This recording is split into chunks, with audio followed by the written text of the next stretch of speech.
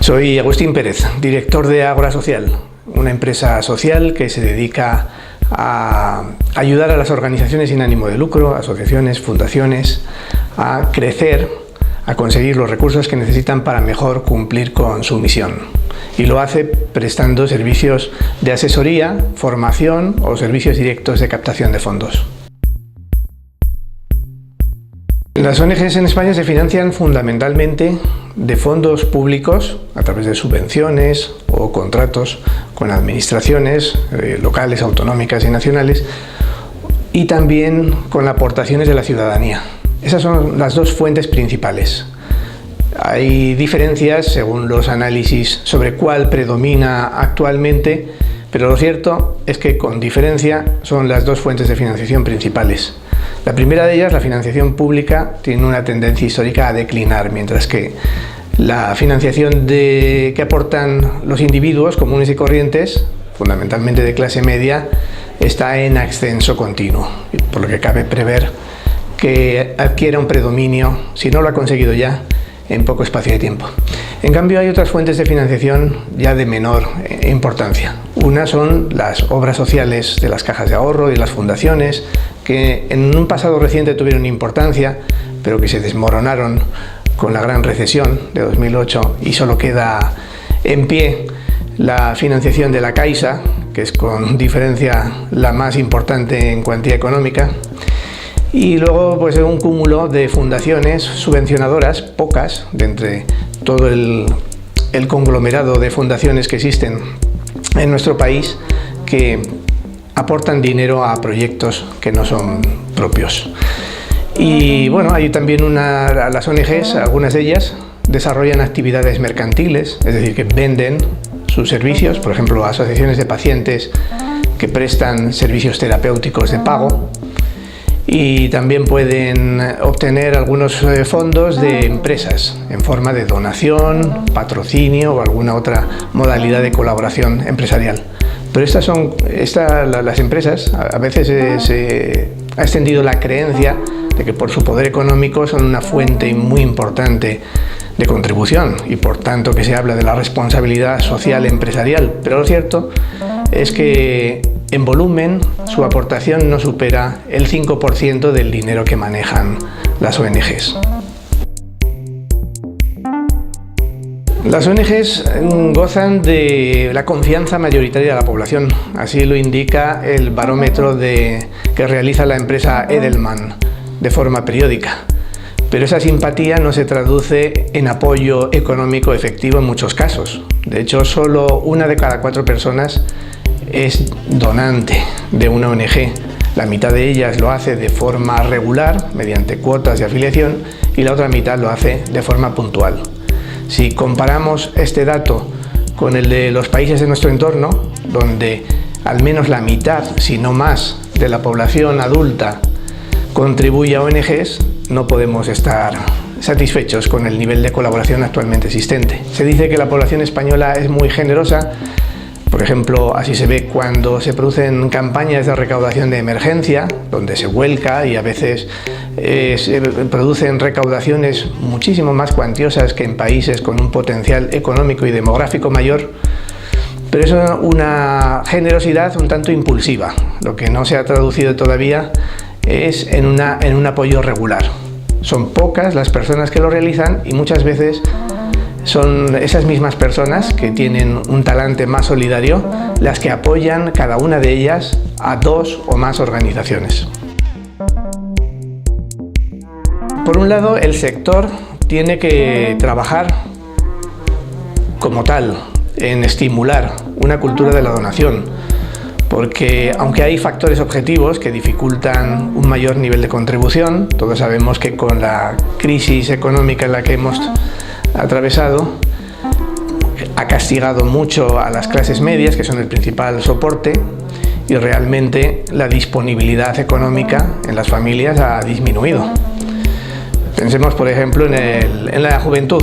Las generaciones más jóvenes no es que no sean solidarias, tienen una inclinación muy fuerte, pero realmente con el nivel de desempleo que existe, incluso las personas que tienen ingresos porque están trabajando, no tienen apenas excedentes económicos. Hace muy pocos días escuché en la televisión el dato de que los jóvenes, para tener una casa en propiedad, tendrían que destinar muchos de ellos el 90% de su nómina, en una situación tal de qué dinero pueden disponer. Entonces, bueno, hay esos factores objetivos de naturaleza económica que sobre todo no han mermado tanto el que las personas solidarias sigan ejerciéndolo como el que su nivel de aportación se ha visto gravemente disminuido con la pérdida de poder adquisitivo de la población en general. Pero sobre todo hay un factor cultural subyacente que arrastramos desde hace décadas, si no siglos, es decir, todavía estamos padeciendo el lastre de la falta de estructuración de nuestra sociedad civil, que fue desorganizada durante el largo periodo franquista, en el que no se podía, mientras que en otros países ya la sociedad civil estaba muy organizada y había iniciativas de este tipo. Aquí empezaron a florecer en los años 90, a mediados de esa época. Entonces, bueno, pues tiene que ir cambiando esa cultura. Las organizaciones como conjunto pueden ir modificando esa cultura, haciendo más llamamientos a la colaboración, y de hecho pues así lo hacen, por ejemplo, con la iniciativa del Giving Tuesday, que se contrapone al Black Friday, ¿no? Y en la que tratan de hacer un llamamiento a que la gente dé donaciones en lugar de comprar desenfrenadamente. Pero luego hay un trabajo que hacer de cada organización. El tema es muy complejo, pero yo diría, por resumir, que las organizaciones más grandes tendrían que hacer quizá menos publicidad y más campañas auténticas, más campañas que involucren a la población.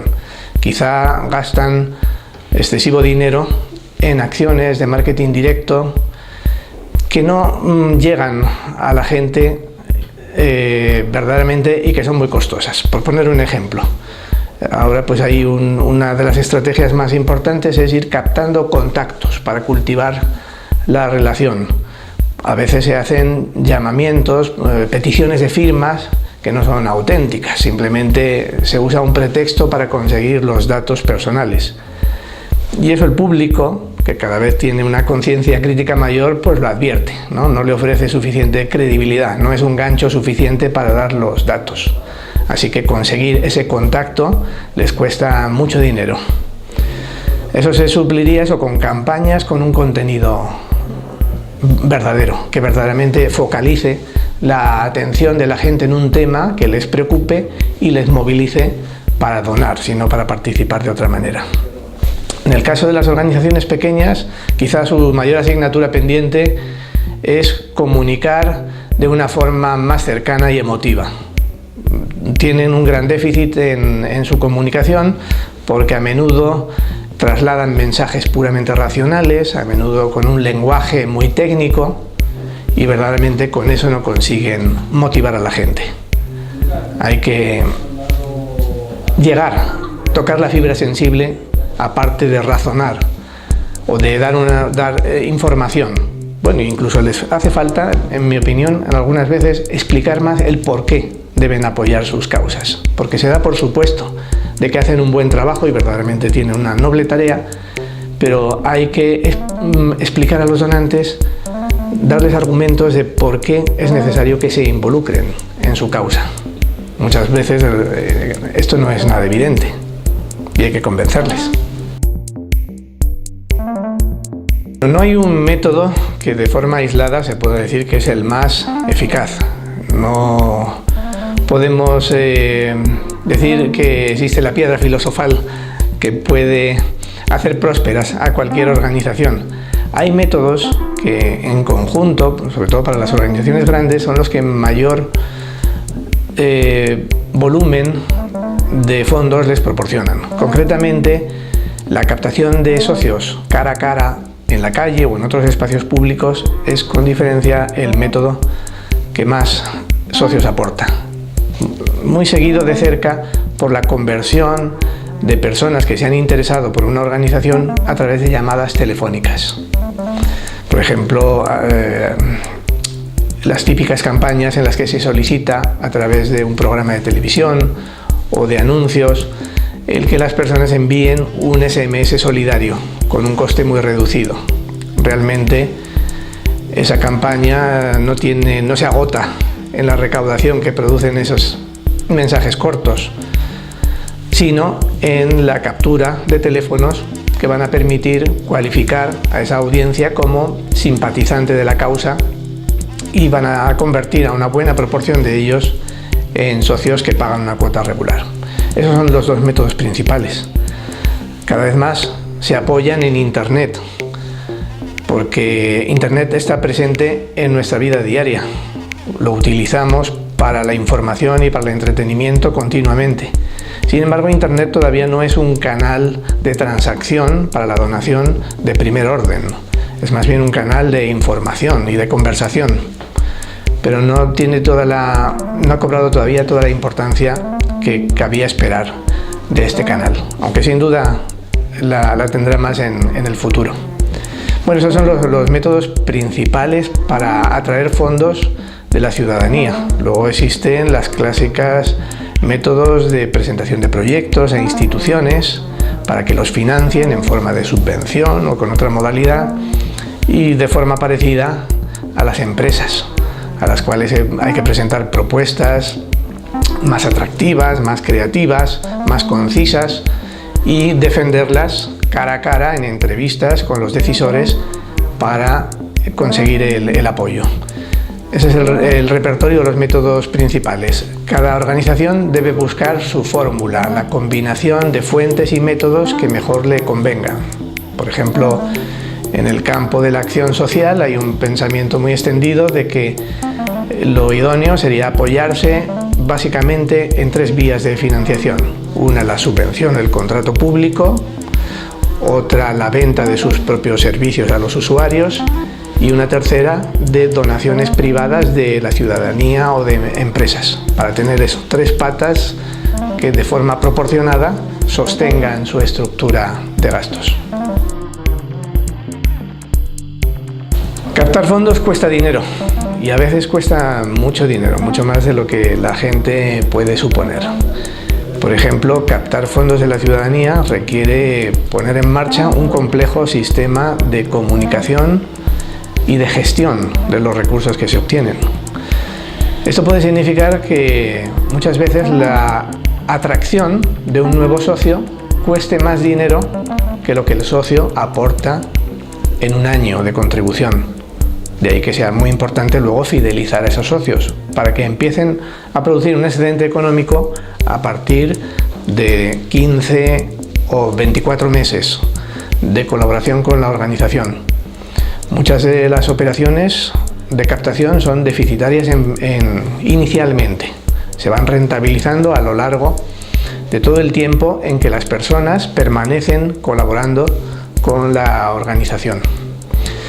Así que toda organización que quiera captar fondos tiene que pensar en que debe acometer una inversión de envergadura, una inversión en personal especializado que se dedique al tema, que no va a conseguir normalmente resultados de la noche a la mañana, va a tener que pasar unos meses en que va madurando y va cosechando los resultados que va sembrando, y para todos los gastos directos que conlleva el despliegue publicitario o comunicativo que conlleva. ¿Qué proporción de cuánto cuesta exactamente captar fondos? Eso es algo que no se puede decir porque es muy variable.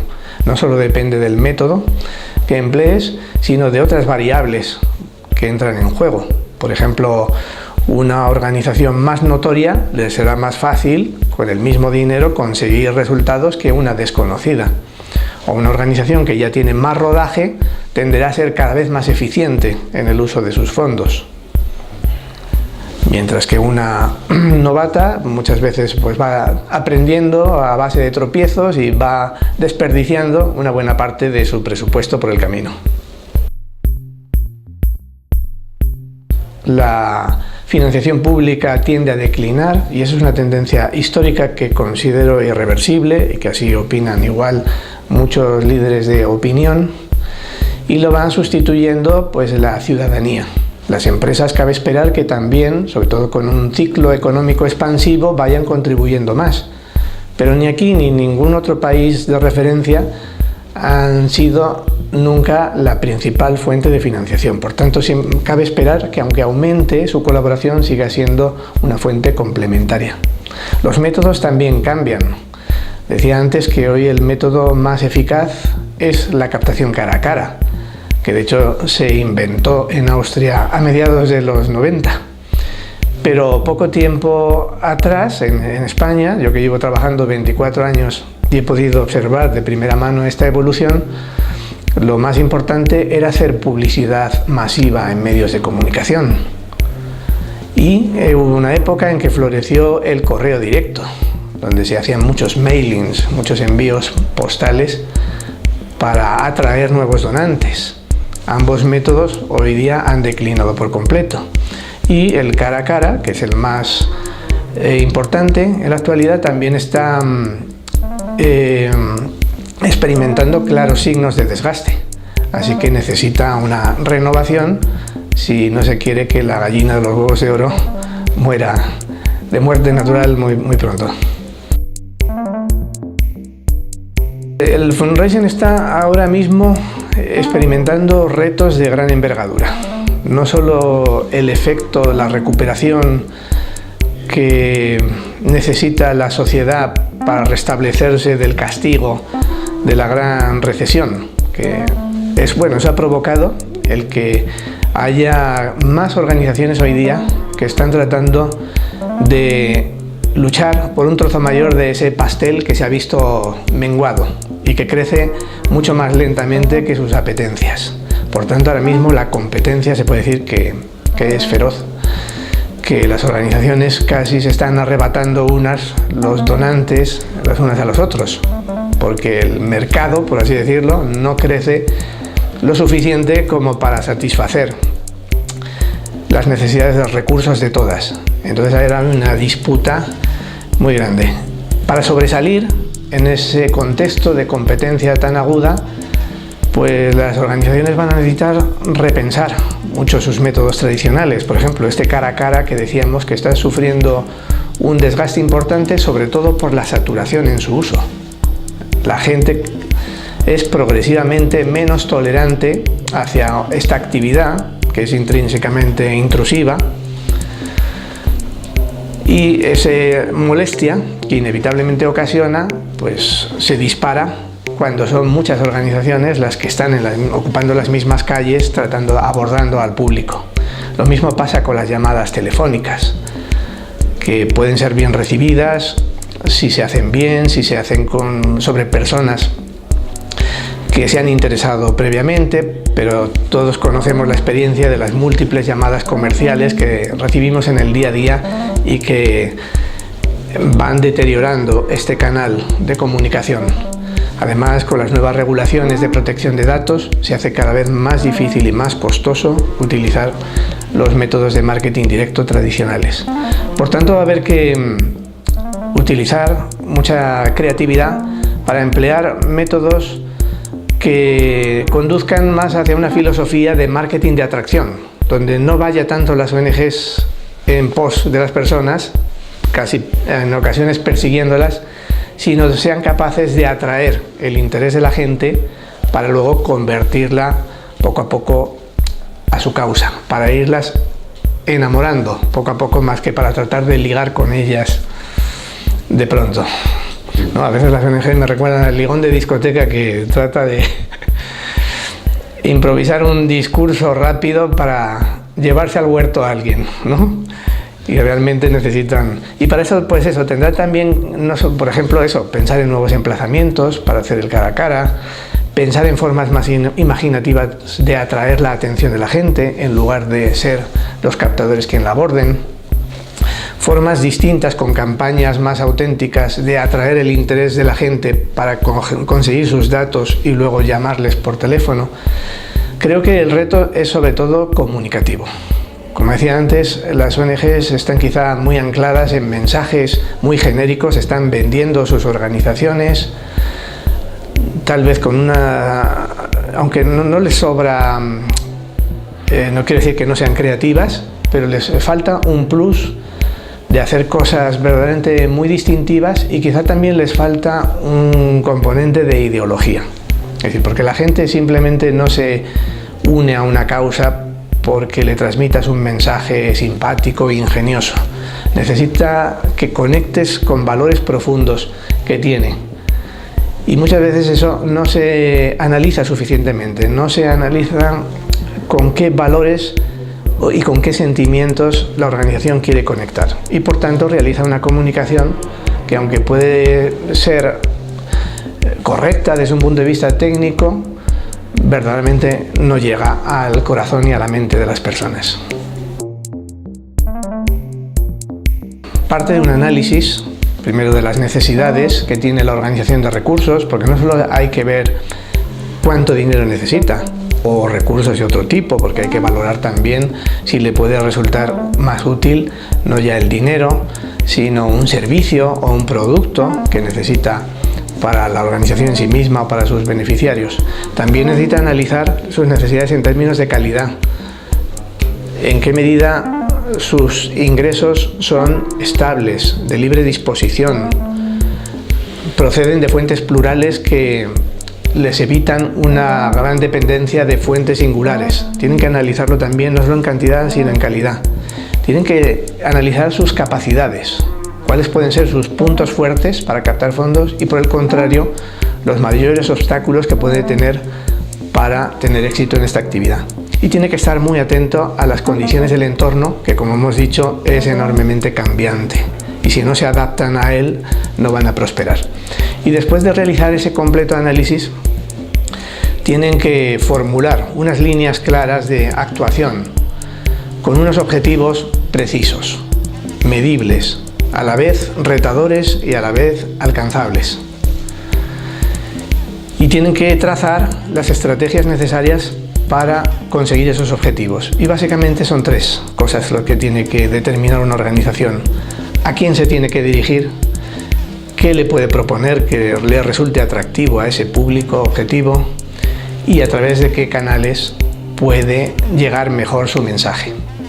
Y con eso ha armado una hoja de ruta, una estrategia que va a orientar sus esfuerzos y que le va a ahorrar a la organización el tener que actuar mediante improvisaciones continuas. Muchas veces le llevarán esto a operaciones fallidas que ocasionen un gran quebranto económico o un desánimo, una pérdida de confianza en los recaudadores de fondos. La mejor forma de trabajar sobre seguro, de forma ordenada, aprovechando los esfuerzos y las capacidades de la organización, es seguir este guión. Un guión que no tiene por qué ser el fruto de una reflexión de 3 o más meses, sino que pueden desarrollar de forma ágil, como hace una startup, ideando, respondiendo a esas preguntas clave, tratando de interpretar muy bien quiénes son sus donantes y qué pueden querer, poniendo en juego propuestas de valor que creamos que pueden conectar con esas audiencias y testando continuamente si verdaderamente esas presunciones se cumplen en la realidad y corrigiendo. La captación de fondos es un arte, por un lado, porque requiere mucha creatividad, es algo muy abierto, que depende mucho del talento, a veces de la inspiración, de las personas que trabajan en ella, pero también tiene un gran componente de ciencia. Sobre todo, yo diría que es una ciencia del comportamiento de los donantes. Hay un gran componente de psicología, también acompañado de conocimientos de sociología. También un recaudador de fondos tiene que conocer las matemáticas de esta actividad, ¿no? Saber cómo medir los resultados de sus acciones, incluso debe tener unos ciertos conocimientos básicos de finanzas. Es todo un cúmulo de conocimientos que necesita para hacer bien su trabajo. Y en ese sentido, la captación de fondos, y además así me lo indica mi propia experiencia, solo la pueden desarrollar personas que se dedican a ello de forma sistemática, preferiblemente a tiempo completo, y que se van especializando en el tema, que adquieren una formación. Además, es necesario profesionalizarla porque una profesión no solo implica un saber hacer, sino una deontología, una ética aplicada a la profesión.